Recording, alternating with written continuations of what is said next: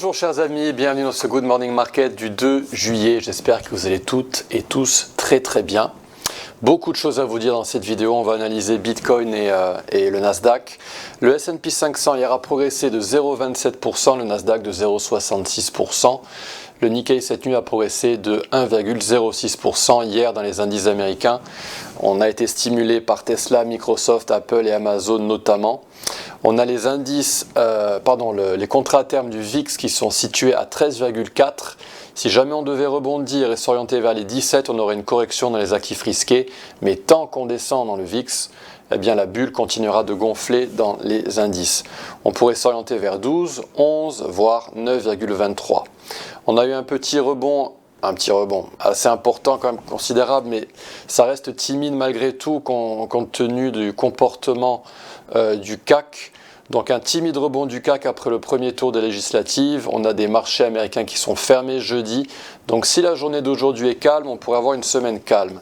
Le gold consolide toujours. Il est haussier au-dessus de 2000 $ pour s'orienter vers les 2500 $. Et il sera baissier si on casse les 2000 $ à la baisse. Quant au pétrole, il a poussé, il a cassé sa golden zone opposée en période journalière. Donc on aura peut-être un retracement en long qui sera intéressant dans les prochains jours. Côté calendrier du jour, chers amis, nous avons l'inflation européenne qui va sortir à 11 h. Elle est attendue à 2,5% en annuel. On a Powell qui parle à 15h30 et les stocks de brut venant de l'API à 22h40.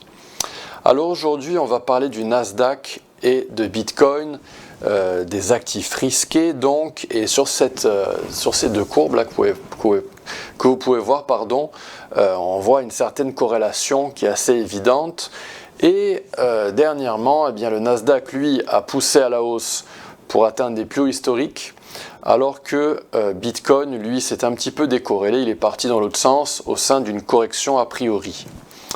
Alors on va parler de tout ça, mais avant ça, petit rappel, qu'est-ce qu'un mouvement mesuré? Un mouvement mesuré se trace avec l'outil de Fibonacci que vous pouvez trouver ici, dans cette petite case Fibonacci. Vous cliquez sur retracement de Fibonacci et vous allez vous ancrer sur le plus bas d'une structure jusqu'à son plus haut. Et ici, ce que je vous présente, c'est un mouvement mesuré haussier. Donc je m'ancre sur le plus bas jusqu'au top.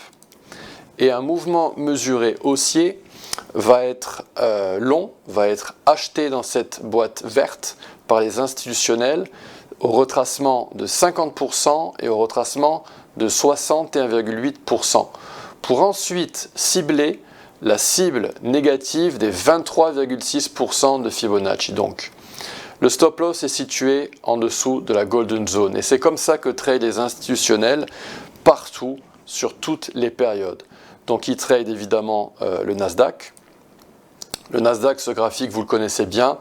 On a rebondi à partir de ce mouvement mesuré en période mensuelle pour atteindre notre cible à 19 159.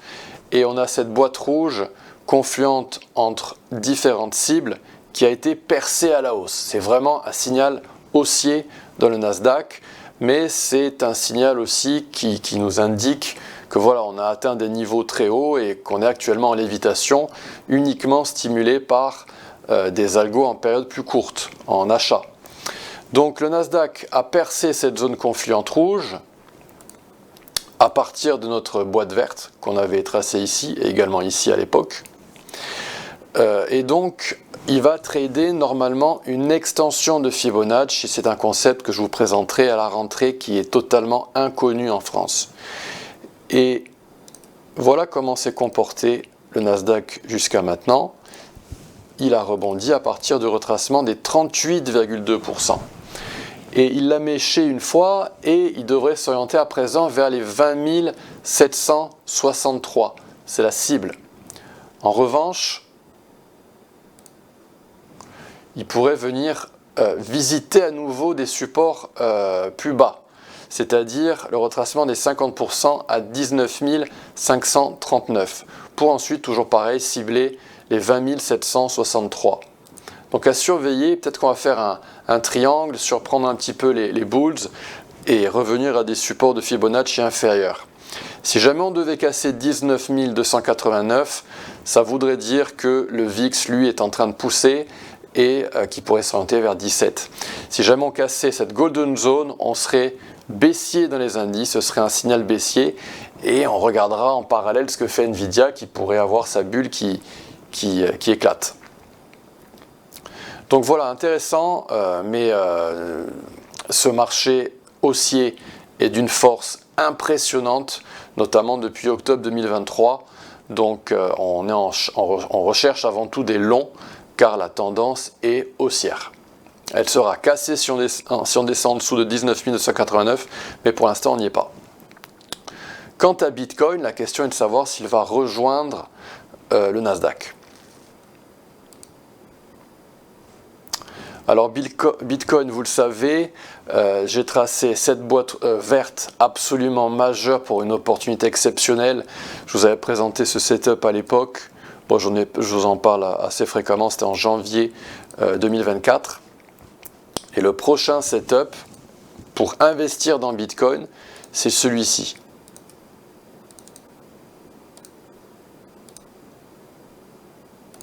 Et la Golden Zone a été visitée dans ce setup à quelques reprises et c'est là où se concentrent vraiment tous les achats des algos.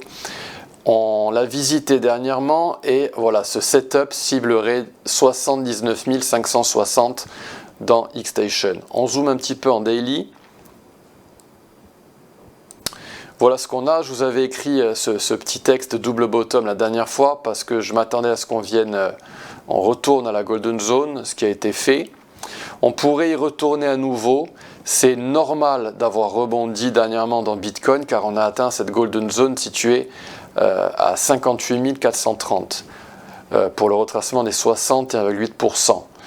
Depuis des mois, je m'attends à un triangle. Alors, on va peut-être pas l'avoir ce triangle, mais il est toujours possible qu'on ait ce triangle qui se matérialise. Donc, on pourrait rebondir et revenir un petit peu plus bas, prendre son temps dans Bitcoin avant de partir et s'orienter vers les 80 000 $. Alors, je vais zoomer dans cette structure pour savoir où est-ce qu'on en est. Et en H4, la semaine dernière, je vous avais présenté une très jolie série de Fibonacci baissière.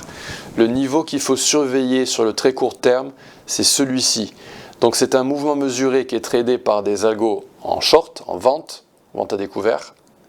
Et on a une golden zone ici, située à 63 500 environ. Et pour les bulls, il faut qu'on la perce. Pour avoir un signal haussier, il faut qu'on casse cette golden zone opposée pour s'orienter vers cette boîte rouge. Cette boîte rouge, c'est la golden zone opposée en période journalière. Donc je la trace à partir de ce top jusqu'à ce creux. Et cette golden zone opposée est située à 67 000 environ. Si on la casse, eh bien ce sera un signal haussier et qui nous confirmerait que l'on s'oriente bien vers les 80 000 $. Par contre, donc ces algos qui shortent en daily, eh bien regardez ce qu'ils font. Ils sont en train de bloquer les prix actuellement.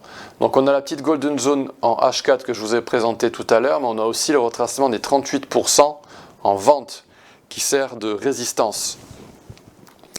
Et intéressant, en H1, on est en train de trader une série de Fibonacci. Donc c'est une succession de mouvements mesurés en long. Donc là j'enlève 38%. Je vais me mettre en afficher le rayon, comme ça on voit bien où on en est. Et donc on est venu ici, dans cette boîte verte, confluente donc toujours avec les mêmes niveaux, 50% et 60,8%, et on a atteint la cible. Comme on a atteint la cible, eh bien on peut s'attendre à un mouvement mesuré numéro 2,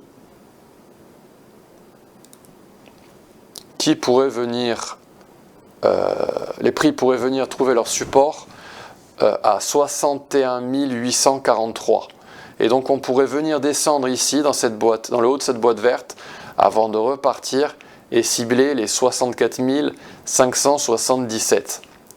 Cela signifie que ces deux petits mouvements mesurés, donc là je vous reproduis le mouvement mesuré numéro 2, eh bien il pourrait nous aider à nous orienter vers cette boîte rouge, à la golden zone opposée en daily, et donc venir vers les 67 000. Et après on aura le moment de vérité dans Bitcoin, soit on casse et on s'oriente vers les 80 000 $, soit on est rejeté à la baisse, et là, eh bien, il faudra qu'on trace d'autres retracements de Fibonacci pour explorer plus en détail la structure, mais le moment de vérité serait là-dedans. Il faut que les bulls arrivent à casser les 67 000 $ pour s'orienter vers les 80 000 $. Voilà, chers amis, ce que je pouvais vous dire sur Bitcoin et le Nasdaq, deux actifs risqués fascinants. Demain, on parlera du gold, on fera une analyse pointilleuse du gold. Et voilà, si vous avez aimé cette vidéo, merci de la liker, merci de la partager avec des amis, merci de la commenter pour nous aider dans le référencement pour cette chaîne d'XTB France. À demain, chers amis, bonne journée, au revoir.